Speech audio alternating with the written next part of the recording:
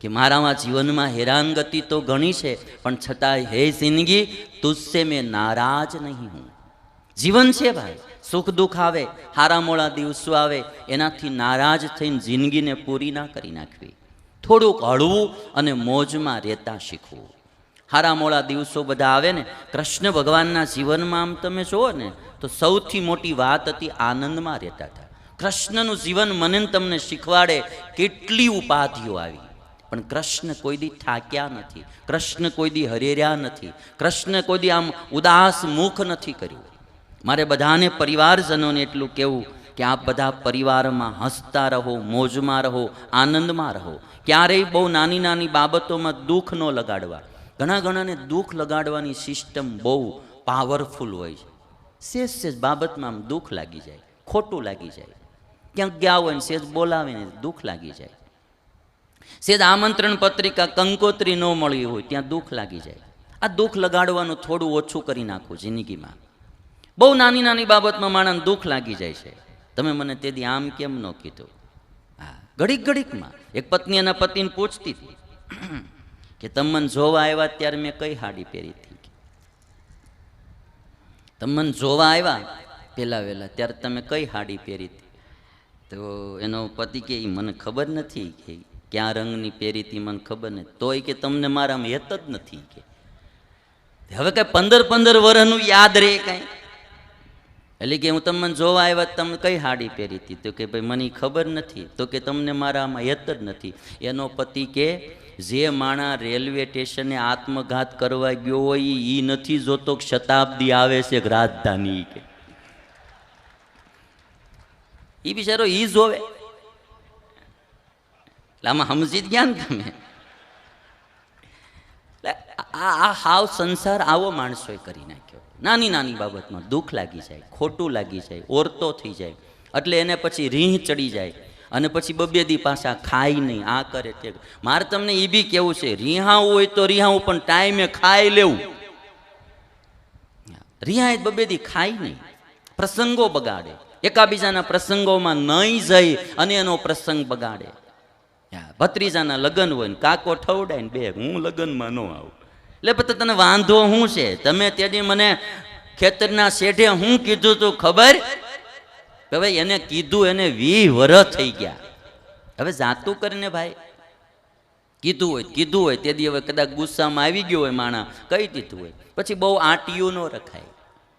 અમારે એક સાધુ કહેતા, મને કે ભાઈ મારી પાસે આવી અને મને કહેતો હતો, એ કે સ્વામી કે હું રામાયણ હોહરવો 4 વાર નીકળી ગયો, ભાગવત હોહરવો 5 વાર નીકળી ગયો. એ કે મને ખબર હતી કે એને 2 ભાઈને અબોલા છે, એટલે મેં એને એટલું કીધું કે તું રામાયણ હોહરવો 4 વાર નીકળ્યો હોઈશ, ભાગવત હોહરવો 5 વાર નીકળ્યો હોઈશ, પણ એકવાર તારા ભાઈની ડેલી હોહરવો નીકળી જા તો મરદ જાણું તો નહીં. કે બહુ ઓરતાઓ ના કરો, બહુ દુઃખ ન લગાડો, નાની નાની બાબતમાં અપસેટ ન થવું, નાની નાની બાબતમાં આમ દુઃખી કોઈને ન કરો.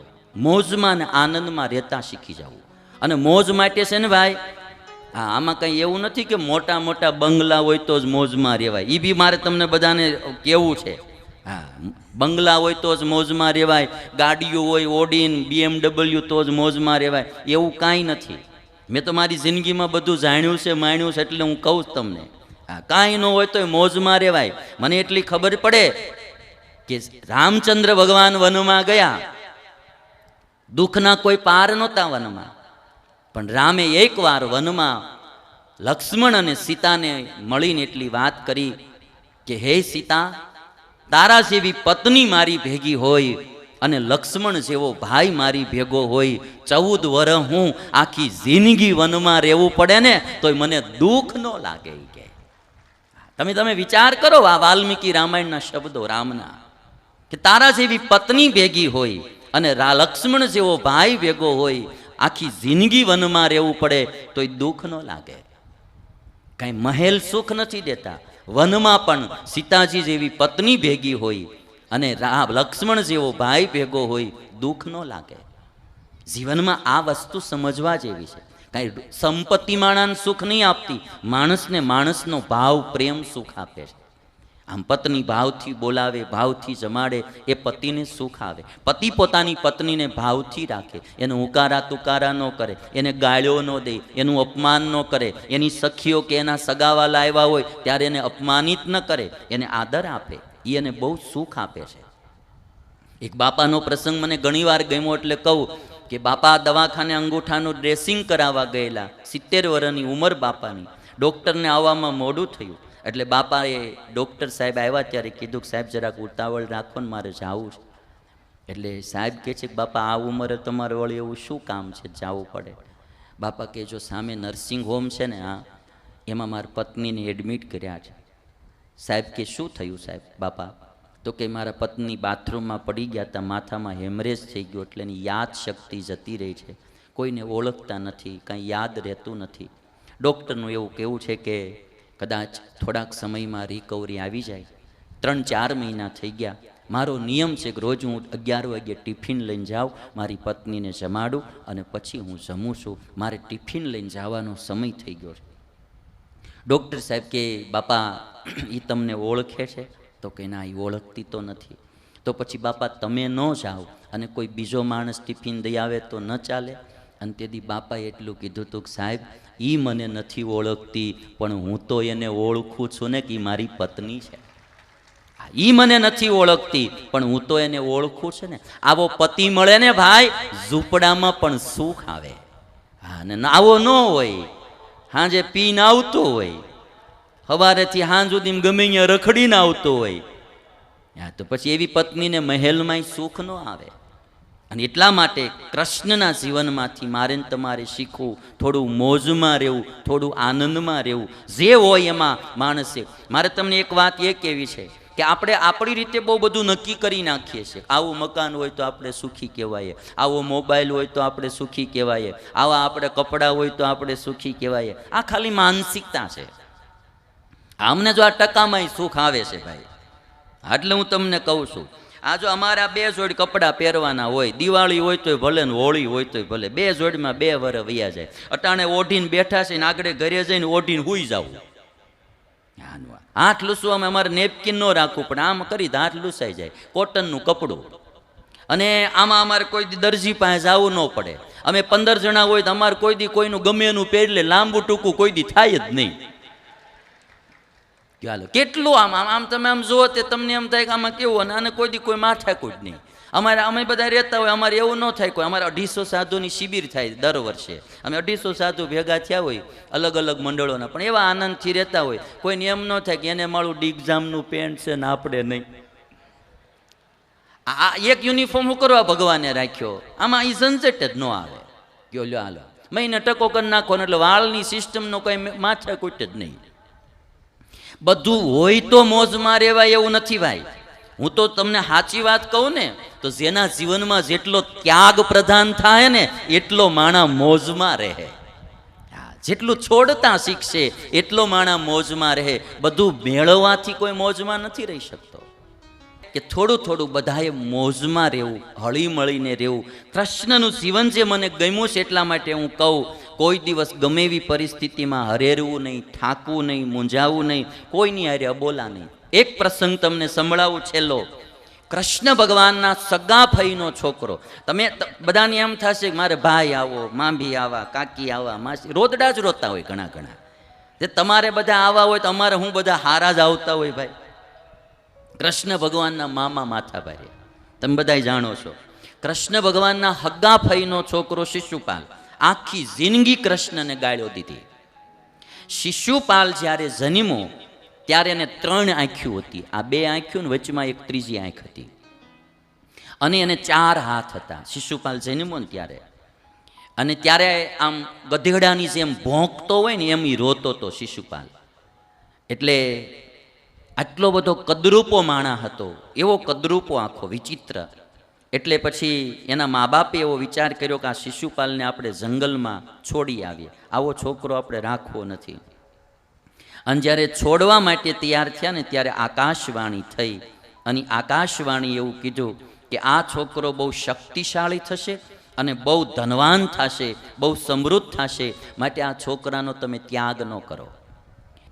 ઘણીવાર ભલે દીકરાઓ થોડા વિકલાંગ હોય, કોયલા હોય, પણ એ ઘણીવાર ભાગ લઈને આવ્યા હોય, એને કારણે તમારા ઘરમાં સમૃદ્ધિની વૃદ્ધિ પણ થનારી હોય. અમારે સુરતમાં એક બે છે થોડા મંદબુદ્ધિના છોકરા, પણ એના મા બાપ એને બહુ સારી રીતે સાચવે. એ એવું કહે છે કે આ છોકરો જ્યારથી જન્મ્યો ત્યારથી અમારા ઘરે બહુ સારું થયું છે, બહુ સારી રીતે સાચવે. એટલે શિશુપાલની આકાશવાણી સાંભળી, પણ આકાશવાણી એક કીધું કે જેના ખોળામાં આ છોકરો બેસશે અને ત્યારે એની 4 ભુજામાંથી 2 ભુજા નીચે ખરી પડે અને ત્રીજું નેત્ર અદૃશ્ય થઈ જશે, એના હાથે આ શિશુપાલનું મોત થાય. એટલે શિશુપાલના માતા પિતા એને ખબર કે આપણે ક્ષત્રિયો છીએ, રાજાઓ, એટલે રાજાઓને યુદ્ધ થાય ને એમાં મરવાનું થાય, એટલે બધા રાજાઓને આમંત્રિત કરે અને આ છોકરાને ખોળામાં બેહાડે, પણ એના 2 હાથ હેઠા ખરે નહીં, ત્રીજું નેત્ર અદૃશ્ય ન થાય. એટલે શિશુપાલની માએ વિચાર કર્યો કે હવે હગાવાલાના, પેલા એમ હોય ને હગાવાલા થોડા મારશે, એટલે હગાવાલા રાજાને નહોતા બોલાવ્યા, પછી હગાવાલાને મળ્યા બોલાવા. એમાં કૃષ્ણ ભગવાન આવ્યા. એટલે શિશુપાલને એની માતાએ કહેતા કૃષ્ણના ફઈ, હગા ફઈ, એને છોકરાને લઈને કૃષ્ણના ખોળામાં બેહાડ્યો એટલે 2 ભુજા નીચે ખરી પડી અને ત્રીજું નેત્ર અદૃશ્ય થઈ ગયું. એટલે ફઈબાને એમ થયું કે મારા છોકરાનું મૃત્યુ આ કૃષ્ણના હાથે થશે. એટલે એક બાજુ કૃષ્ણને લઈ જઈને કહ્યું કે પ્રભુ, મારા છોકરાનું મોત તમારે હાથે થશે, તમે એને અપરાધ કરે ને તો માફ કરજો.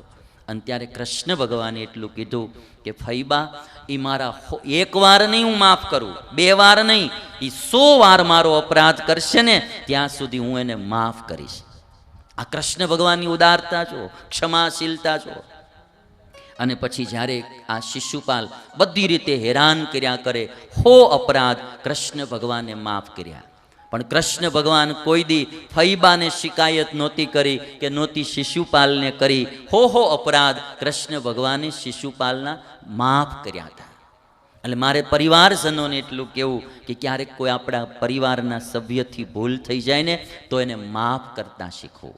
દ્રૌપદીના 5 દીકરાઓને જ્યારે અશ્વત્થામાએ મારી નાખ્યા અને અર્જુન એને પકડીને દ્રૌપદી પાસે લાવ્યો અને કહે છે કે હવે તારે જે કે એ પ્રમાણે હું કરું. અને ત્યારે દ્રૌપદીએ કીધું અશ્વત્થામાને છોડી દો, મુચ્યતામ એશ, આને છોડી દો. શું કરવા? તો દ્રૌપદી એટલું બોલી કે મારા 5 દીકરા મર્યા, હું માં છું, એક માને ખબર પડે કે દીકરાના મોતની વેદના કેવી હોય. હવે હું આ અશ્વત્થામાને મારી અને એની માતાને રડાવવા નથી માંગતી, એટલે હું કહું છું કે આને છોડી દો. કેવી ક્ષમાશીલતા! મારે તો એ કહેવું છે કે પારકામાં આટલી ક્ષમાશીલતા જો હોય તો આપણે આપણા ઘરના સભ્યોમાં થોડી ક્ષમાશીલતા રાખી. કોઈ સાસુબાથી ક્યારેક ભૂલ થઈ હોય, ક્યારેક સસરાથી થઈ હોય, ક્યારેક દીકરા કે દીકરાની વહુથી ભૂલ થઈ હોય તો એને માફ કરી આંટીઓ રાખ્યા વિના હળી મળી અને મોજમાં જિંદગી જીવાય, એવી મારી તમને બધાને પ્રાર્થના છે.